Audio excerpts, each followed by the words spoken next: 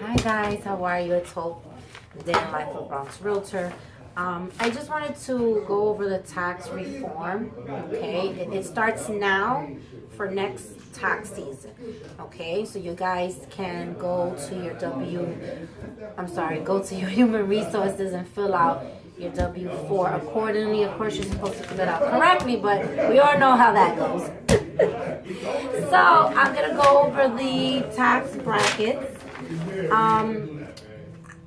Actually, they pretty much change anywhere from 2 to 3%.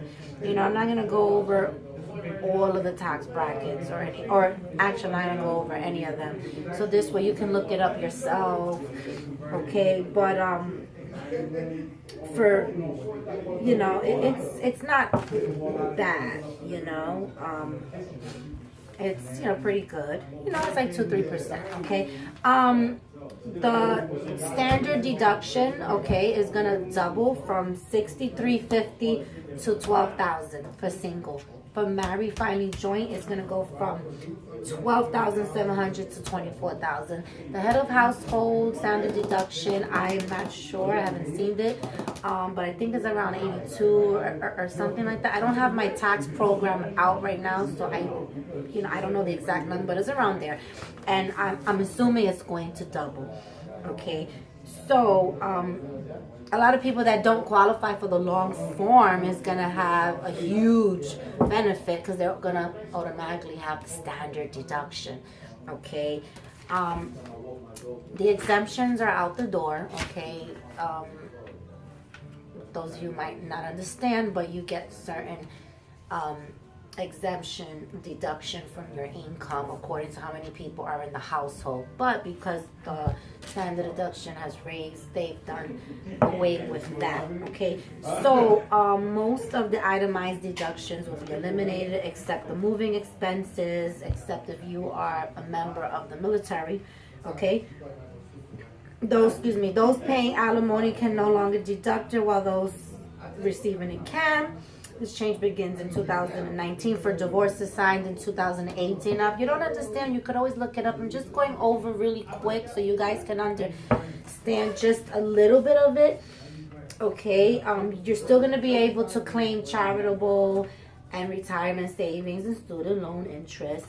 Now, speaking of interest, when you go into the interest that you claim on Schedule A, you can only claim up to $750,000 loan. So if you bought a house more than $750,000, or if you have a loan of $1 million or whatever, you could only claim the interest up to $750,000 in loan. Okay.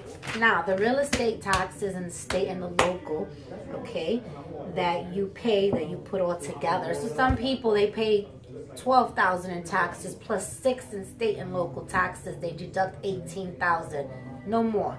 You have a cap on $10,000. So if you're looking to buy a property and you're like, okay, well, I can go here and there because I'm gonna get it back at the end of the year. Think about where you're gonna buy. Try to buy something in the city that's not that much. The taxes here in the Bronx is really low. There's gonna be a lot of people buying in the Bronx. Okay. The taxpayer is going to deduct medical expenses that are 7.5 or more income. Okay, right now, you can only claim medical expenses that exceeds the 10% of your income, so that's going to go to 7.5. Okay. The Obamacare, I'm not going to go out and go into the phase out and so forth, but I believe that you're not going to be penalized if you don't have insurance.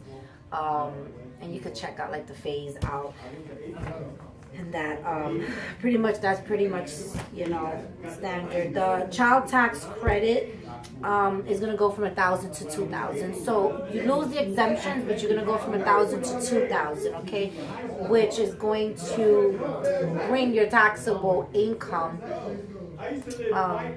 down. Your tax actually will come down. If it phases out, then you will get it in your actual tax refund as a non-refundable credit, which means that if you don't have no taxes that you have to pay, if you're getting if you're getting 2,000 in child tax, that's gonna go straight into your your refunds. Okay, so if you're having like, you know, 1,500 taxes you have to pay, it's gonna go to the top. The 1,500 will come to zero, and the 500 is gonna come down to your refund. I know it's not easy for you to understand, but most of you people understand because you know exactly how your credits and your deductions work. Okay, the 529 savings plans that most people don't know, that is like a special savings plan for like tuition for college and so forth. Okay, but now it's gonna be extended to kindergarten to 12th grade. Okay, which is awesome because, well, my daughter's gonna be in 12th grade next year, right?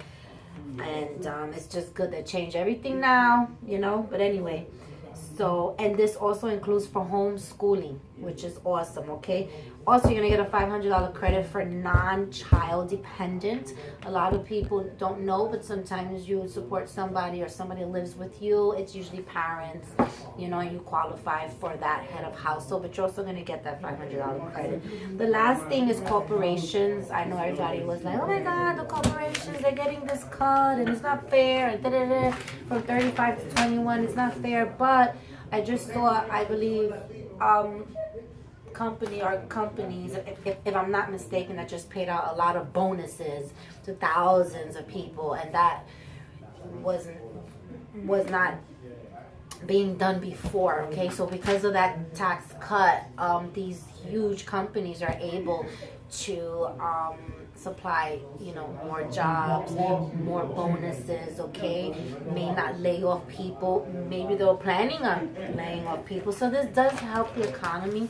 Okay, and you know, it's not just big offices that are corporations. There's contractors, there's plumbers, there's electricians, there's accountants, there's attorneys, there's realtors. Okay, tax preparers or whatever that incorporate themselves. Okay. And most don't pay those high taxes. The average is, I guess, 18. So what I read, I take my updates every year, but I had an honor of where I work, Steve Cologne. He's an attorney. He's upstairs. He also does taxes, and he's awesome. And he actually put this all together, even though I went over the tax reform and I went to a tax class and so forth. But he kind of put this all together for us. So that's awesome. For the actual real estate office, you know, I know most of it, but he did, and it's so good when you can talk to people that do what you do or whatever. You could ask them and so forth, you know. So he's really good that I can go to, you know, to confirm, or if I'm not sure about something. Okay, so that's pretty it. If you have any questions, you know, contact your tax preparer, excuse me, your tax accountant. Okay, you can inbox me, you can call me, I mean, you can do whatever you want. Okay, so bye.